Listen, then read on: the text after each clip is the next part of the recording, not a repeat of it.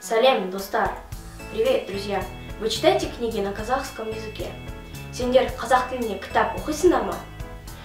Тогда начните читать книги на казахском с произведений великого педагога Ибрая Алтынсарина.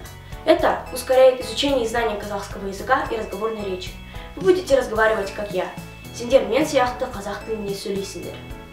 Ең бастысы, ұлы педагог, балалар әдебиетінің атасы Ибрай Алтынсариннің шығармаларынан бастанды.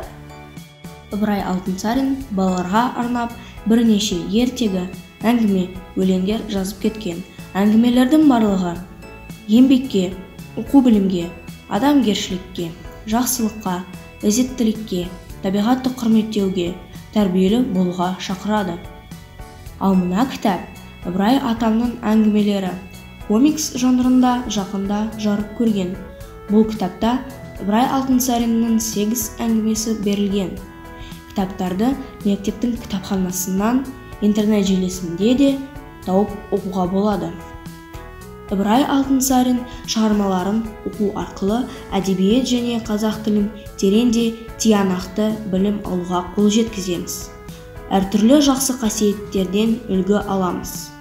Ибрай Алтынсариннің оқытушылық, жазушылық, аудармашылық жұмыстарын оқып үйренеміз. Ендеше осы кітаптарды алып оқиық.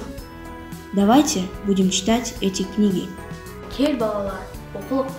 Оған да көңілге, ықыласпен тоқылық. Оқысаңыз, балалар, шымнан шырақ жағалар, тілеген алдынан, іздемей-ақ табылар.